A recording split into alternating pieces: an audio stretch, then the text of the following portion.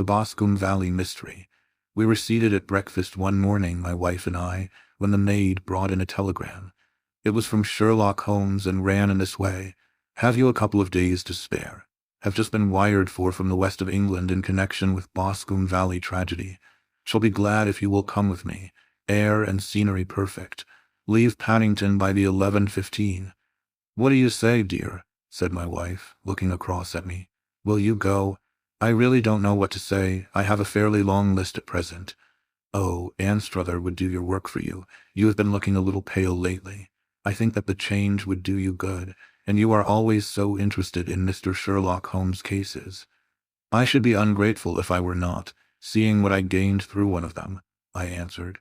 "But if I am to go, I must pack at once, for I have only half an hour."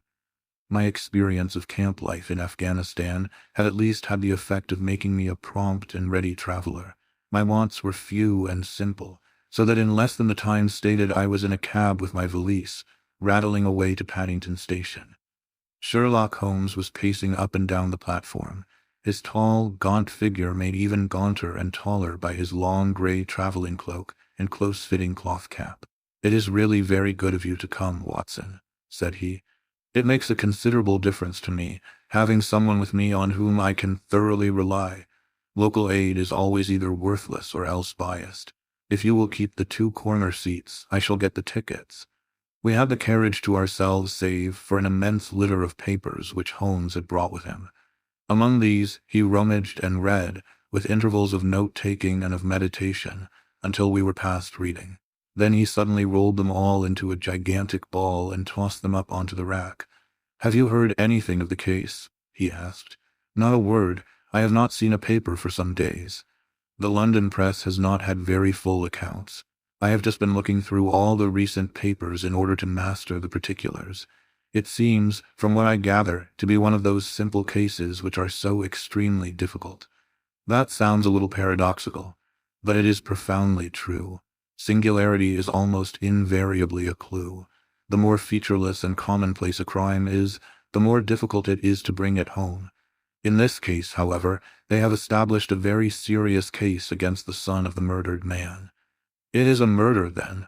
"Well, it is conjectured to be so. I shall take nothing for granted until I have the opportunity of looking personally into it. I will explain the state of things to you, as far as I have been able to understand it, in a very few words. Boscombe Valley is a country district not very far from Ross, in Herefordshire.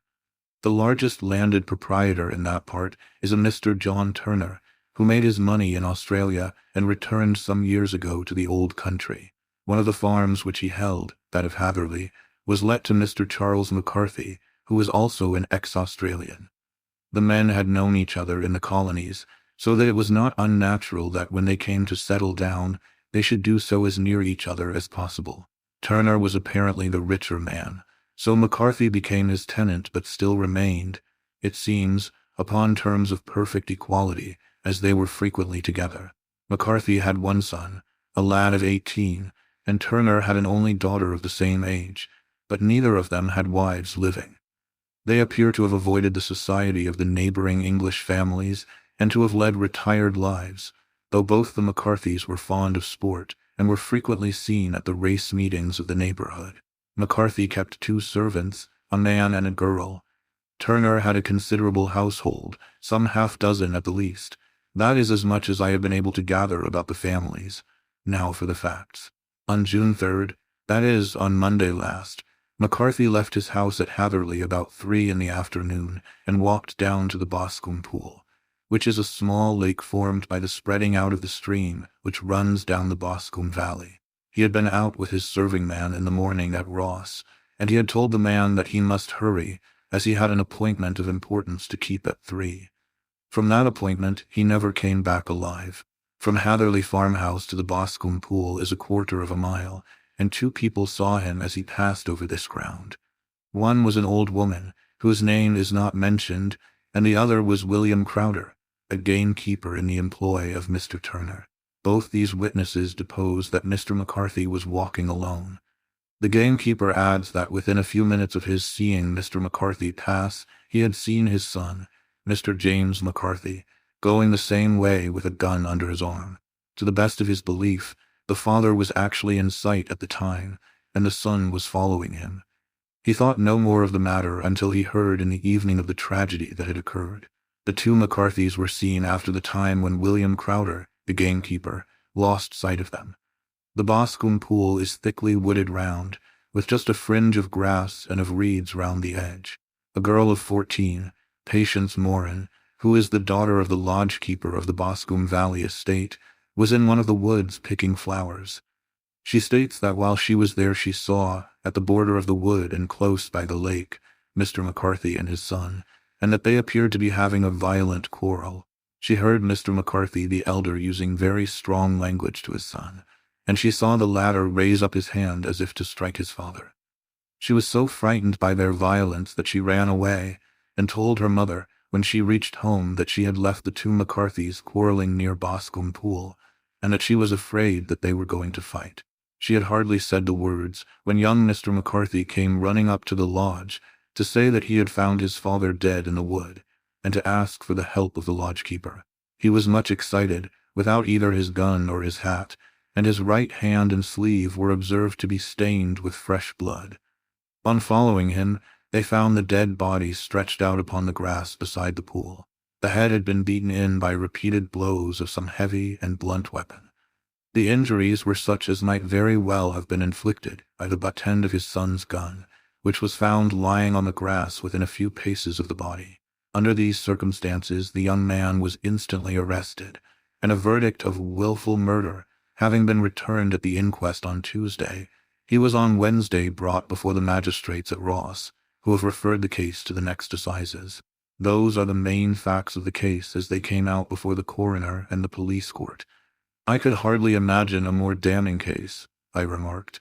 If ever circumstantial evidence pointed to a criminal, it does so here.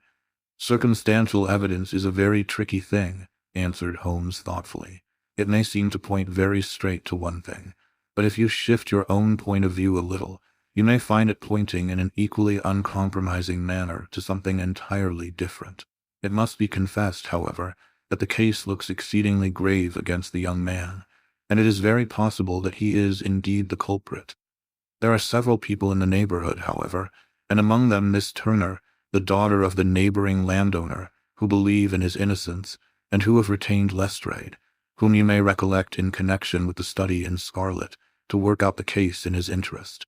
Lestrade, being rather puzzled, has referred the case to me, and hence it is that two middle-aged gentlemen are flying westward at 50 miles an hour instead of quietly digesting their breakfasts at home.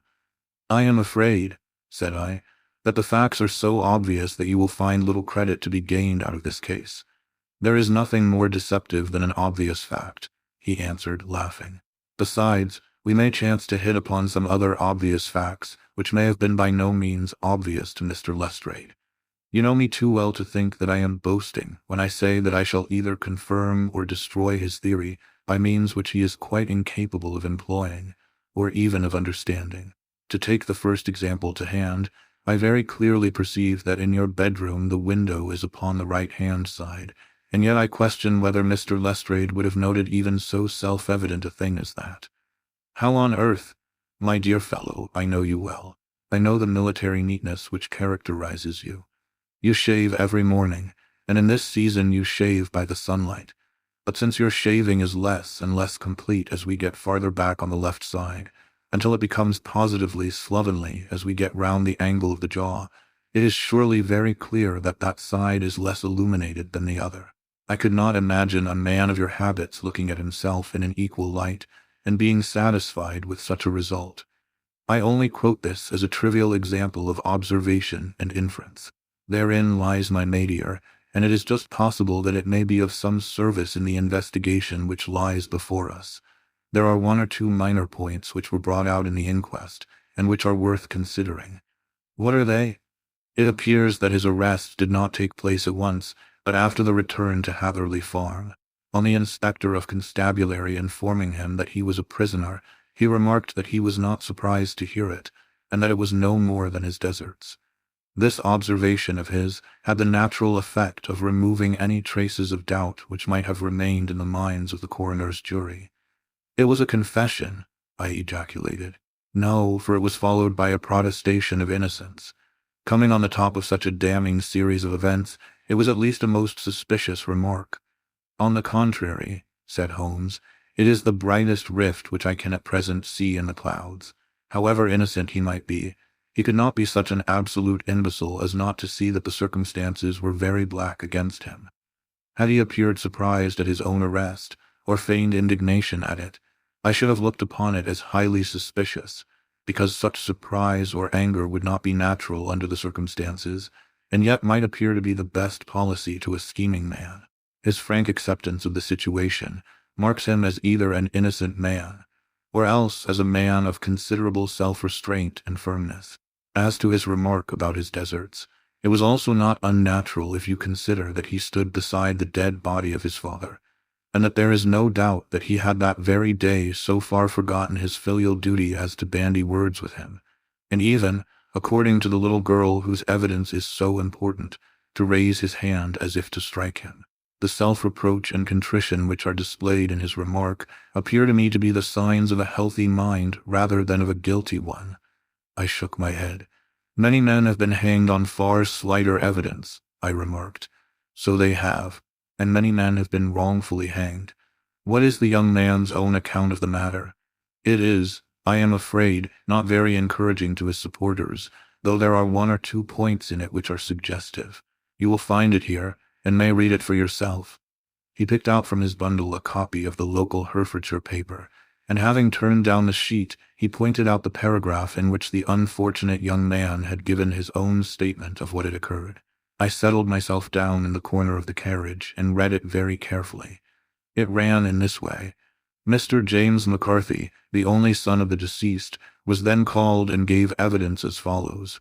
I had been away from home for 3 days at Bristol, and had only just returned upon the morning of last Monday, the 3rd. My father was absent from home at the time of my arrival, and I was informed by the maid that he had driven over to Ross with John Cobb, the groom. Shortly after my return, I heard the wheels of his trap in the yard, and looking out of my window, I saw him get out and walk rapidly out of the yard, though I was not aware in which direction he was going.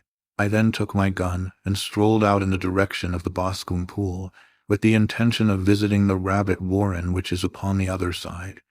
On my way I saw William Crowder, the gamekeeper, as he had stated in his evidence, but he is mistaken in thinking that I was following my father. I had no idea that he was in front of me. When about 100 yards from the pool I heard a cry of cooey, which was a usual signal between my father and myself. I then hurried forward, and found him standing by the pool. He appeared to be much surprised at seeing me, and asked me rather roughly what I was doing there.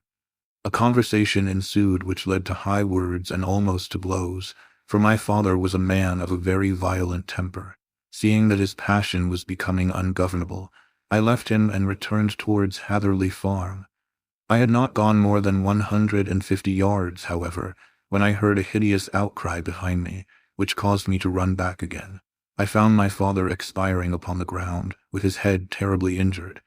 I dropped my gun and held him in my arms, but he almost instantly expired. I knelt beside him for some minutes, and then made my way to Mr. Turner's lodge-keeper, his house being the nearest, to ask for assistance. I saw no one near my father when I returned, and I have no idea how he came by his injuries. He was not a popular man, being somewhat cold and forbidding in his manners, but he had, as far as I know, no active enemies. I know nothing further of the matter. The coroner, did your father make any statement to you before he died? Witness, he mumbled a few words, but I could only catch some allusion to a rat. The coroner, what did you understand by that? Witness, it conveyed no meaning to me. I thought that he was delirious. The coroner, what was the point upon which you and your father had this final quarrel? Witness, I should prefer not to answer. The coroner, I am afraid that I must press it. Witness, it is really impossible for me to tell you. I can assure you that it has nothing to do with the sad tragedy which followed. The coroner, that is for the court to decide. I need not point out to you that your refusal to answer will prejudice your case considerably in any future proceedings which may arise. Witness, I must still refuse. The coroner, I understand that the cry of cooey was a common signal between you and your father. Witness, it was. The coroner, how was it then that he uttered it before he saw you, and before he even knew that you had returned from Bristol? Witness, with considerable confusion, I do not know. A juryman, did you see nothing which aroused your suspicions when you returned on hearing the cry and found your father fatally injured? Witness, nothing definite. The coroner, what do you mean? Witness, I was so disturbed and excited as I rushed out into the open, that I could think of nothing except of my father. Yet I have a vague impression that as I ran forward something lay upon the ground to the left of me. It seemed to me to be something gray in color, a coat of some sort, or a plaid perhaps.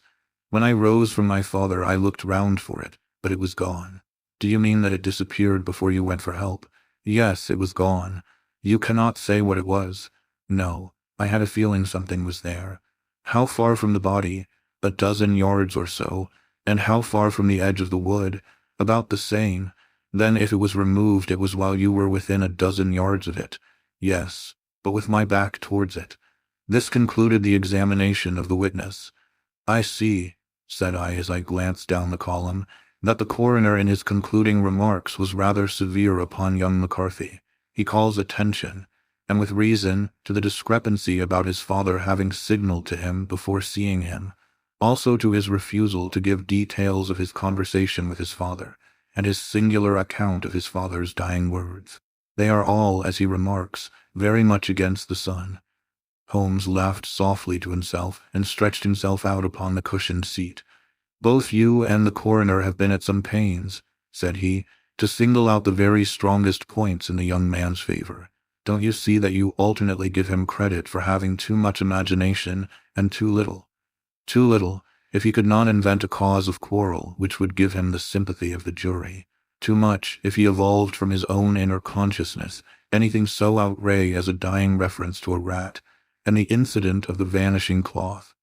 No, sir, I shall approach this case from the point of view that what this young man says is true, and we shall see whither that hypothesis will lead us. And now here is my pocket Petrarch, and not another word shall I say of this case until we are on the scene of action. We lunch at Swindon, and I see that we shall be there in 20 minutes. It was nearly 4 o'clock when we at last, after passing through the beautiful Stroud Valley, and over the broad gleaming Severn, found ourselves at the pretty little country town of Ross. A lean, ferret-like man, furtive and sly-looking, was waiting for us upon the platform.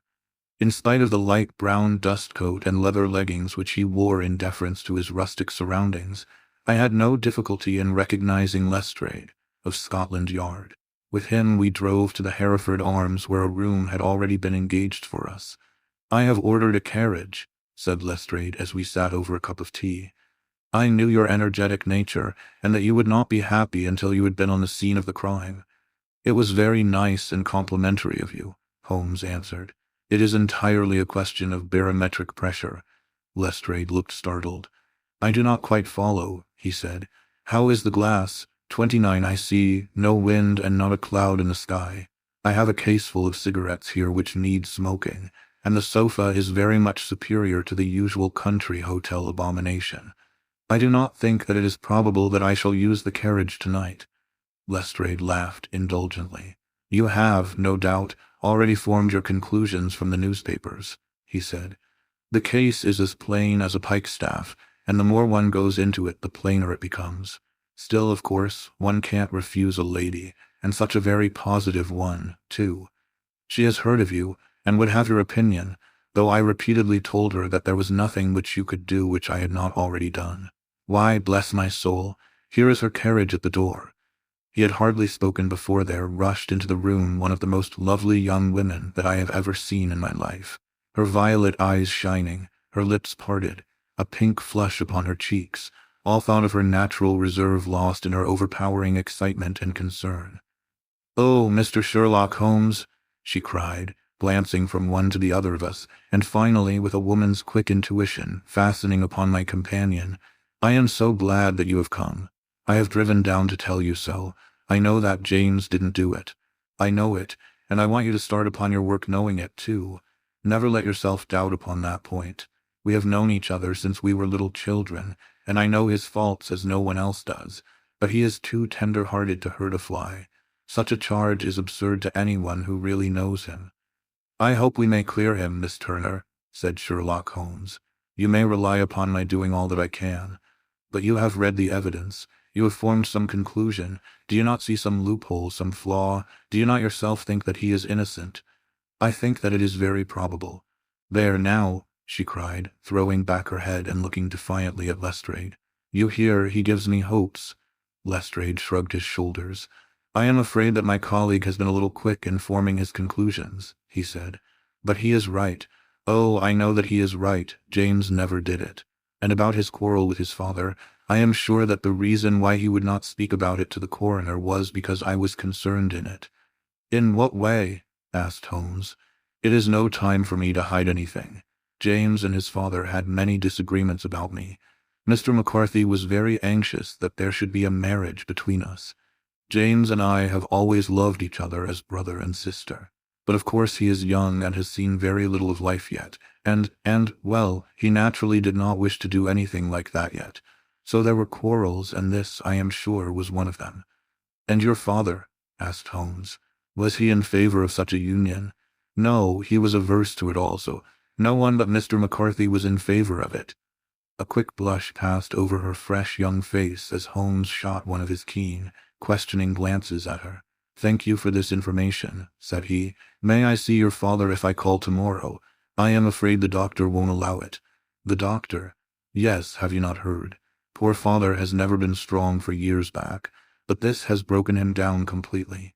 He is taken to his bed, and Dr. Willows says that he is a wreck and that his nervous system is shattered.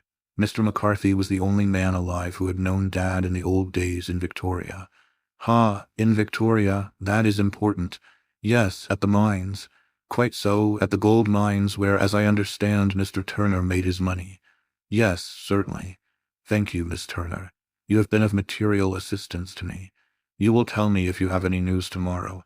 No doubt you will go to the prison to see James. Oh, if you do, Mr. Holmes, do tell him that I know him to be innocent. I will, Miss Turner. I must go home now, for Dad is very ill, and he misses me so if I leave him. Goodbye, and God help you in your undertaking. She hurried from the room as impulsively as she had entered, and we heard the wheels of her carriage rattle off down the street.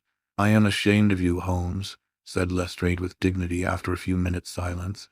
Why should you raise up hopes which you are bound to disappoint? I am not over-tender of heart, but I call it cruel. I think that I see my way to clearing James McCarthy, said Holmes. Have you an order to see him in prison? Yes, but only for you and me. Then I shall reconsider my resolution about going out. We have still time to take a train to Hereford and see him tonight. Ample. Then let us do so. Watson, I fear that you will find it very slow, but I shall only be away a couple of hours. I walked down to the station with them, and then wandered through the streets of the little town, finally returning to the hotel, where I lay upon the sofa and tried to interest myself in a yellow-backed novel. The puny plot of the story was so thin, however, when compared to the deep mystery through which we were groping, and I found my attention wander so continually from the action to the fact, that I at last flung it across the room and gave myself up entirely to a consideration of the events of the day. Supposing that this unhappy young man's story were absolutely true, then what hellish thing, what absolutely unforeseen and extraordinary calamity could have occurred between the time when he parted from his father, and the moment when, drawn back by his screams, he rushed into the glade? It was something terrible and deadly. What could it be? Might not the nature of the injuries reveal something to my medical instincts? I rang the bell and called for the weekly county paper, which contained a verbatim account of the inquest. In the surgeon's deposition, it was stated that the posterior third of the left parietal bone and the left half of the occipital bone had been shattered by a heavy blow from a blunt weapon. I marked the spot upon my own head. Clearly such a blow must have been struck from behind. That was to some extent in favor of the accused, as when seen quarreling he was face to face with his father. Still, it did not go for very much, for the older man might have turned his back before the blow fell. Still, it might be worthwhile to call Holmes' attention to it. Then there was the peculiar dying reference to a rat. What could that mean? It could not be delirium. A man dying from a sudden blow does not commonly become delirious. No, it was more likely to be an attempt to explain how he met his fate. But what could it indicate? I cudgeled my brains to find some possible explanation. And then the incident of the grey cloth seen by young McCarthy. If that were true, the murderer must have dropped some part of his dress, presumably his overcoat, in his flight, and must have had the hardihood to return and to carry it away at the instant when the son was kneeling with his back turned not a dozen paces off. What a tissue of mysteries and improbabilities the whole thing was. I did not wonder at Lestrade's opinion, and yet I had so much faith in Sherlock Holmes' insight that I could not lose hope as long as every fresh fact seemed to strengthen his conviction of young McCarthy's innocence. It was late before Sherlock Holmes returned. He came back alone, for Lestrade was staying in lodgings in the town. "The glass still keeps very high," he remarked as he sat down. "It is of importance that it should not rain before we are able to go over the ground. On the other hand, a man should be at his very best and keenest for such nice work as that, and I did not wish to do it when fagged by a long journey. I have seen young McCarthy. And what did you learn from him? Nothing. Could he throw no light? None at all. I was inclined to think at one time that he knew who had done it and was screening him or her, but I am convinced now that he is as puzzled as everyone else. He is not a very quick-witted youth, though comely to look at, and I should think sound at heart. I cannot admire his taste," I remarked, "if it is indeed a fact that he was averse to a marriage with so charming a young lady as this Miss Turner. Ah, thereby hangs a rather painful tale. This fellow is madly, insanely in love with her, but some 2 years ago, when he was only a lad, and before he really knew her, for she had been away 5 years at a boarding school, what does the idiot do but get into the clutches of a barmaid in Bristol and marry her at a registry office? No one knows a word of the matter, but you can imagine how maddening it must be to him to be upbraided for not doing what he would give his very eyes to do, but what he knows to be absolutely impossible. It was sheer frenzy of this sort which made him throw his hands up into the air when his father, at their last interview, was goading him on to propose to Miss Turner. On the other hand, he had no means of supporting himself, and his father, who was by all accounts a very hard man, would have thrown him over utterly had he known the truth. It was with his barmaid wife that he had spent the last 3 days in Bristol, and his father did not know where he was. Mark that point. It is of importance. Good has come out of evil, however, for the barmaid, finding from the papers that he is in serious trouble and likely to be hanged, has thrown him over utterly and has written to him to say that she has a husband already in the Bermuda dockyard, so that there is really no tie between them. I think that bit of news has consoled young McCarthy for all that he has suffered. But if he is innocent, who has done it? Ah, who? I would call your attention very particularly to 2 points. One is that the murdered man had an appointment with someone at the pool, and that the someone could not have been his son, for his son was away, and he did not know when he would return. The second is that the murdered man was heard to cry "Cooey" before he knew that his son had returned. Those are the crucial points upon which the case depends. And now let us talk about George Meredith, if you please, and we shall leave all minor matters until tomorrow. There was no rain, as Holmes had foretold, and the morning broke bright and cloudless. At 9 o'clock Lestrade called for us with the carriage, and we set off for Hatherley Farm and the Boscombe Pool. "There is serious news this morning," Lestrade observed.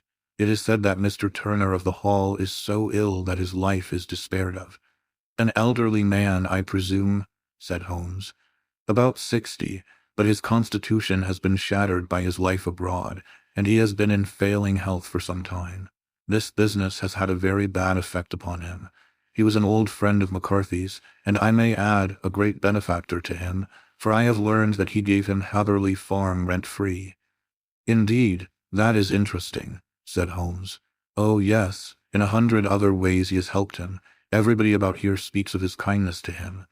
Really, does it not strike you as a little singular that this McCarthy, who appears to have had little of his own, and to have been under such obligations to Turner, should still talk of marrying his son to Turner's daughter, who is, presumably, heiress to the estate, and that in such a very cocksure manner, as if it were merely a case of a proposal and all else would follow? It is the more strange, since we know that Turner himself was averse to the idea. The daughter told us as much. Do you not deduce something from that?" We have got to the deductions and the inferences, said Lestrade, winking at me.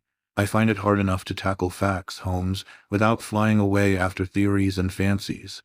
You are right, said Holmes demurely. You do find it very hard to tackle the facts. Anyhow, I have grasped one fact which you seem to find it difficult to get hold of, replied Lestrade with some warmth, and that is, that McCarthy Sr. met his death from McCarthy Jr., and that all theories to the contrary are the merest moonshine. Well, moonshine is a brighter thing than fog, said Holmes, laughing, but I am very much mistaken if this is not Hatherley Farm upon the left. Yes, that is it. It was a widespread, comfortable-looking building, two-storied, slate-roofed, with great yellow blotches of lichen upon the grey walls. The drawn blinds and the smokeless chimneys, however, gave it a stricken look, as though the weight of this horror still lay heavy upon it. We called at the door, when the maid, at Holmes' request, showed us the boots which her master wore at the time of his death, and also a pair of the son's, though not the pair which he had then had. Having measured these very carefully from 7 or 8 different points, Holmes desired to be led to the courtyard, from which we all followed the winding track which led to Boscombe Pool. Sherlock Holmes was transformed when he was hot upon such a scent as this. Men who had only known the quiet thinker and logician of Baker Street would have failed to recognize him. His face flushed and darkened. His brows were drawn into 2 hard black lines, while his eyes shone out from beneath them with a steely glitter. His face was bent downward, his shoulders bowed, his lips compressed, and the veins stood out like whipcord in his long, sinewy neck. His nostrils seemed to dilate with a purely animal lust for the chase, and his mind was so absolutely concentrated upon the matter before him that a question or remark fell unheeded upon his ears, or, at the most, only provoked a quick, impatient snarl in reply. Swiftly and silently he made his way along the track which ran through the meadows, and so by way of the woods to the Boscombe Pool. It was damp, marshy ground, as is all that district, and there were marks of many feet, both upon the path and amid the short grass which bounded it on either side. Sometimes Holmes would hurry on, sometimes stop dead, and once he made quite a little detour into the meadow. Lestrade and I walked behind him, the detective indifferent and contemptuous, while I watched my friend with the interest which sprang from the conviction that every one of his actions was directed towards a definite end. The Boscombe Pool, which is a little reed-girt sheet of water some 50 yards across, is situated at the boundary between the Hatherley Farm and the private park of the wealthy Mr. Turner. Above the woods which lined it upon the farther side, we could see the red, jutting pinnacles which marked the site of the rich landowner's dwelling. On the Hatherley side of the pool the woods grew very thick, and there was a narrow belt of sodden grass 20 paces across between the edge of the trees and the reeds which lined the lake. Lestrade showed us the exact spot at which the body had been found, and indeed, so moist was the ground that I could plainly see the traces which had been left by the fall of the stricken man. To Holmes, as I could see by his eager face and peering eyes, very many other things were to be read upon the trampled grass. He ran round, like a dog who is picking up a scent, and then turned upon my companion. "What did you go into the pool for?" he asked. "I fished about with a rake. I thought there might be some weapon or other trace, but how on earth— Oh, tut, tut, I have no time. That left foot of yours with its inward twist is all over the place. A mole could trace it, and there it vanishes among the reeds. Oh, how simple it would all have been had I been here before they came like a herd of buffalo and wallowed all over it. Here is where the party with the lodgekeeper came, and they have covered all tracks for 6 or 8 feet round the body. But here are 3 separate tracks of the same feet." He drew out a lens and lay down upon his waterproof to have a better view, talking all the time rather to himself than to us. "These are young McCarthy's feet. Twice he was walking, and once he ran swiftly, so that the soles are deeply marked and the heels hardly visible. That bears out his story. He ran when he saw his father on the ground. Then here are the father's feet as he paced up and down. What is this, then? It is the butt end of the gun as the son stood listening. And this— ha ha, what have we here? Tiptoes, tiptoes, square 2, quite unusual boots. They come, they go, they come again, of course that was for the cloak. Now where did they come from?" He ran up and down, sometimes losing, sometimes finding the track until we were well within the edge of the wood and under the shadow of a great beech, the largest tree in the neighborhood. Holmes traced his way to the farther side of this and lay down once more upon his face with a little cry of satisfaction. For a long time he remained there, turning over the leaves and dried sticks, gathering up what seemed to me to be dust into an envelope, and examining with his lens not only the ground but even the bark of the tree as far as he could reach. A jagged stone was lying among the moss, and this also he carefully examined and retained. Then he followed a pathway through the wood until he came to the high road, where all traces were lost. "It has been a case of considerable interest," he remarked, returning to his natural manner. "I fancy that this grey house on the right must be the lodge. I think that I will go in and have a word with Morin, and perhaps write a little note. Having done that, we may drive back to our luncheon. You may walk to the cab, and I shall be with you presently." It was about 10 minutes before we regained our cab and drove back into Ross, Holmes still carrying with him the stone which he had picked up in the wood. "This may interest you, Lestrade," he remarked, holding it out. "The murder was done with it. I see no marks. There are none. How do you know, then?" "The grass was growing under it. It had only lain there a few days. There was no sign of a place whence it had been taken. It corresponds with the injuries. There is no sign of any other weapon." "And the murderer?"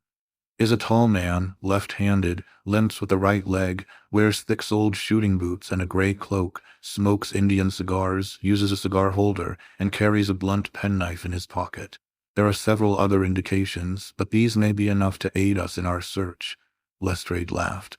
"I am afraid that I am still a skeptic," he said. "Theories are all very well, but we have to deal with a hard-headed British jury." "Nous verrons," answered Holmes calmly. "You work your own method, and I shall work mine.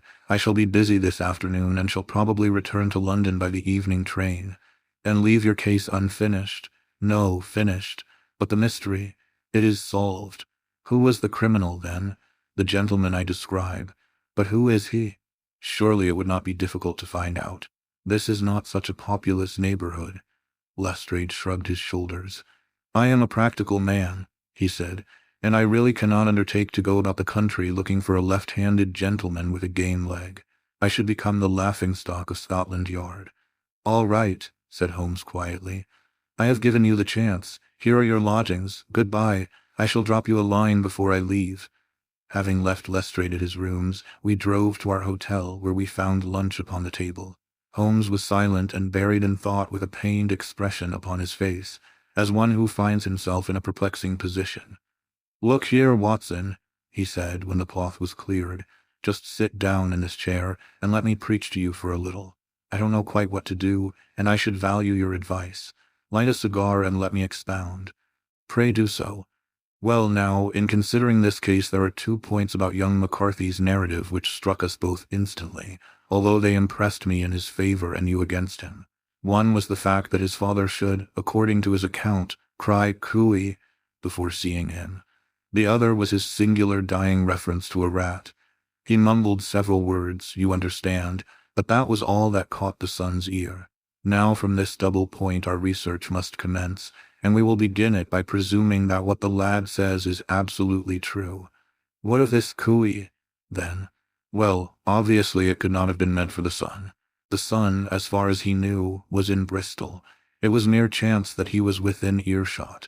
The cooey was meant to attract the attention of whoever it was that he had the appointment with. The cooey is a distinctly Australian cry, and one which is used between Australians. There is a strong presumption that the person whom McCarthy expected to meet him at Boscombe Pool was someone who had been in Australia. What of the rat, then? Sherlock Holmes took a folded paper from his pocket and flattened it out on the table. "This is a map of the colony of Victoria," he said. "I wired to Bristol for it last night." He put his hand over part of the map. "What do you read?" "ARAT, I read. "And now," he raised his hand, "BALLARAT. "Quite so. That was the word the man uttered, and of which his son only caught the last 2 syllables. He was trying to utter the name of his murderer, so-and-so of Ballarat. "It is wonderful," I exclaimed. "It is obvious. And now, you see, I had narrowed the field down considerably. The possession of a grey garment was a third point which, granting the son's statement to be correct, was a certainty. We have come now out of mere vagueness to the definite conception of an Australian from Ballarat with a grey cloak. Certainly, and one who was at home in the district, for the pool can only be approached by the farm or by the estate, where strangers could hardly wander. Quite so. Then comes our expedition of today. By an examination of the ground, I gained the trifling details which I gave to that imbecile Lestrade as to the personality of the criminal. But how did you gain them? You know my method. It is founded upon the observation of trifles. His height I know that you might roughly judge from the length of his stride. His boots, too, might be told from their traces. Yes, they were peculiar boots. But his lameness, the impression of his right foot was always less distinct than his left. He put less weight upon it. Why? Because he limped, he was lame. But his left-handedness. You were yourself struck by the nature of the injury as recorded by the surgeon at the inquest. The blow was struck from immediately behind, and yet was upon the left side. Now, how can that be unless it were by a left-handed man? He had stood behind that tree during the interview between the father and son. He had even smoked there. I found the ash of a cigar, which my special knowledge of tobacco ashes enables me to pronounce as an Indian cigar. I have, as you know, devoted some attention to this, and written a little monograph on the ashes of 140 different varieties of pipe, cigar, and cigarette tobacco. Having found the ash, I then looked round and discovered the stump among the moss where he had tossed it. It was an Indian cigar, of the variety which are rolled in Rotterdam. And the cigar holder? I could see that the end had not been in his mouth. Therefore he used a holder. The tip had been cut off, not bitten off, but the cut was not a clean one, so I deduced a blunt penknife. Holmes, I said, you have drawn a net round this man from which he cannot escape, and you have saved an innocent human life as truly as if you had cut the cord which was hanging him. I see the direction in which all this points. The culprit is Mr. John Turner, cried the hotel waiter, opening the door of our sitting-room and ushering in a visitor. The man who entered was a strange and impressive figure. His slow, limping step and bowed shoulders gave the appearance of decrepitude, and yet his hard, deep-lined, craggy features, and his enormous limbs showed that he was possessed of unusual strength of body and of character. His tangled beard, grizzled hair, and outstanding, drooping eyebrows combined to give an air of dignity and power to his appearance. But his face was of an ashen white, while his lips and the corners of his nostrils were tinged with a shade of blue. It was clear to me at a glance that he was in the grip of some deadly and chronic disease. "Pray sit down on the sofa," said Holmes gently. "You had my note?" "Yes, the lodgekeeper brought it up. You said that you wished to see me here to avoid scandal. I thought people would talk if I went to the hall. And why did you wish to see me?" He looked across at my companion with despair in his weary eyes, as though his question was already answered. "Yes," said Holmes, answering the look rather than the words. "It is so. I know all about McCarthy." The old man sank his face in his hands. "God help me," he cried, "but I would not have let the young man come to harm. I give you my word that I would have spoken out if it went against him at the assizes." "I am glad to hear you say so," said Holmes gravely. "I would have spoken now had it not been for my dear girl. It would break her heart. It will break her heart when she hears that I am arrested." "It may not come to that," said Holmes. "What?" "I am no official agent. I understand that it was your daughter who required my presence here, and I am acting in her interests. Young McCarthy must be got off, however." "I am a dying man," said old Turner. "I have had diabetes for years. My doctor says it is a question whether I shall live a month. Yet I would rather die under my own roof than in a jail." Holmes rose and sat down at the table with his pen in his hand and a bundle of paper before him. "Just tell us the truth," he said. "I shall jot down the facts. You will sign it, and Watson here can witness it. Then I could produce your confession at the last extremity to save young McCarthy. I promise you that I shall not use it unless it is absolutely needed." "It's as well," said the old man. "It's a question whether I shall live to the assizes, so it matters little to me, but I should wish to spare Alice the shock. And now I will make the thing clear to you. It has been a long time in the acting, but will not take me long to tell. You didn't know this dead man, McCarthy. He was a devil incarnate. I tell you that. God keep you out of the clutches of such a man as he. His grip has been upon me these 20 years, and he has blasted my life. I'll tell you first how I came to be in his power. It was in the early 60s at the diggings. I was a young chap then, hot-blooded and reckless, ready to turn my hand at anything. I got among bad companions, took to drink, had no luck with my claim, took to the bush, and in a word became what you would call over here a highway robber. There were 6 of us, and we had a wild, free life of it, sticking up a station from time to time, or stopping the wagons on the road to the diggings. Black Jack of Ballarat was the name I went under, and our party is still remembered in the colony as the Ballarat Gang. One day a gold convoy came down from Ballarat to Melbourne, and we lay in wait for it and attacked it. There were 6 troopers and 6 of us, so it was a close thing, but we emptied 4 of their saddles at the first volley. 3 of our boys were killed, however, before we got the swag. I put my pistol to the head of the wagon driver, who was this very man McCarthy. I wish to the Lord that I had shot him then, but I spared him, though I saw his wicked little eyes fixed on my face, as though to remember every feature. We got away with the gold, became wealthy men, and made our way over to England without being suspected. There I parted from my old pals and determined to settle down to a quiet and respectable life. I bought this estate, which chanced to be in the market, and I set myself to do a little good with my money, to make up for the way in which I had earned it. I married, too, and though my wife died young, she left me my dear little Alice. Even when she was just a baby, her wee hand seemed to lead me down the right path as nothing else had ever done. In a word, I turned over a new leaf and did my best to make up for the past. All was going well when McCarthy laid his grip upon me. I had gone up to town about an investment, and I met him in Regent Street with hardly a coat to his back or a boot to his foot. "Here we are, Jack," says he, touching me on the arm. "We'll be as good as a family to you. There's 2 of us, me and my son, and you can have the keeping of us. If you don't, it's a fine, law-abiding country is England, and there's always a policeman within hail." Well, down they came to the West Country. There was no shaking them off, and there they have lived rent-free on my best land ever since. There was no rest for me, no peace, no forgetfulness. Turn where I would, there was his cunning, grinning face at my elbow. It grew worse as Alice grew up, for he soon saw I was more afraid of her knowing my past than of the police. Whatever he wanted he must have, and whatever it was I gave him without question, land, money, houses, until at last he asked a thing which I could not give. He asked for Alice.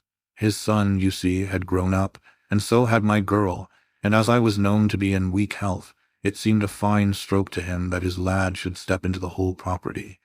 But there I was firm. I would not have his cursed stock mixed with mine. Not that I had any dislike to the lad, but his blood was in him, and that was enough. I stood firm. McCarthy threatened. I braved him to do his worst. We were to meet at the pool midway between our houses to talk it over. When I went down there, I found him talking with his son, so I smoked a cigar and waited behind a tree until he should be alone. But as I listened to his talk, all that was black and bitter in me seemed to come uppermost. He was urging his son to marry my daughter with as little regard for what she might think as if she were a slut from off the streets. It drove me mad to think that I and all that I held most dear should be in the power of such a man as this. Could I not snap the bond? I was already a dying and a desperate man. Though clear of mind and fairly strong of limb, I knew that my own fate was sealed. But my memory and my girl, both could be saved if I could but silence that foul tongue. I did it, Mr. Holmes. I would do it again. Deeply as I have sinned, I have led a life of martyrdom to atone for it. But that my girl should be entangled in the same meshes which held me was more than I could suffer. I struck him down with no more compunction than if he had been some foul and venomous beast. His cry brought back his son, but I had gained the cover of the wood, though I was forced to go back to fetch the cloak which I had dropped in my flight. That is the true story, gentlemen, of all that occurred. Well, it is not for me to judge you, said Holmes, as the old man signed the statement which had been drawn out. I pray that we may never be exposed to such a temptation. I pray not, sir. And what do you intend to do? In view of your health, nothing. You are yourself aware that you will soon have to answer for your deed at a higher court than the assizes. I will keep your confession, and if McCarthy is condemned, I shall be forced to use it. If not, it shall never be seen by mortal eye, and your secret, whether you be alive or dead, shall be safe with us. Farewell, then, said the old man solemnly. Your own deathbeds, when they come, will be the easier for the thought of the peace which you have given to mine. Tottering and shaking in all his giant frame, he stumbled slowly from the room. God help us, said Holmes after a long silence. Why does fate play such tricks with poor, helpless worms? I never hear of such a case as this that I do not think of Baxter's words, and say, there, but for the grace of God, goes Sherlock Holmes. James McCarthy was acquitted at the assizes on the strength of a number of objections which had been drawn out by Holmes and submitted to the defending counsel. Old Turner lived for 7 months after our interview, but he is now dead, and there is every prospect that the son and daughter may come to live happily together in ignorance of the black cloud which rests upon their past.